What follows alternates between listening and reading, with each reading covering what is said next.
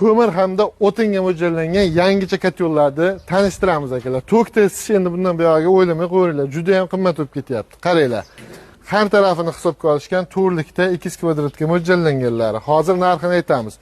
Ochganda xonada bo'lsa tutun urib yuboradi, o'shani ham hisobini olib qaranglar. Sentralniy demonxodga yo'lakcha ochib qo'yishibdi koridor. Endi buni ichidagi asosiy tuzilish akalar, qaranglar. Bu zigzag bo'lib, issiqlik 95% kotyolning ustidagi suvga singib ketadi-da. Shunday qilib qo'ysangiz, bu premoyda turadi. Mana buni bitta bosib qo'ysangiz, ekonom rejimga o'tadi-da, uyni zo'r qilib isitib beradi. Xullas akalar, 100 kvadratligi 7 million so'm uchliklikda bo'lgan 3 atmosferagacha javob beraveradi. Xudo xolasa, bunaqa zaglubkalari bor. Kotyollar verxniy горение hamda nijniy горение bo'ladi. Bular nijniy горение hisoblanar ekan, ya'ni pastdan yonadi. Bu nimaga foydali? Ust ko'mirni sop zapravka qilib ketaverasizlar. Hali o'chib qolsa qaytadan olib bir bola qilish shart emas.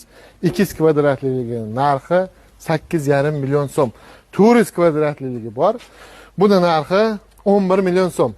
Narxlar vodiy bo'ylab uylaringgacha dastlabkasi ichida aytilyapti. Voha tarafga katta yo'lni bo'yiga. Eldorado o'zidan islang har biriga 200 ming so'mdan bonusi ham bor akalar. Maktab, bog'cha, ishxona, ofis, xonadon, dacha, leboy joyda isitishga mo'ljallangan kotyollar bor. Andijonda Paytug'da edik, Paddeshga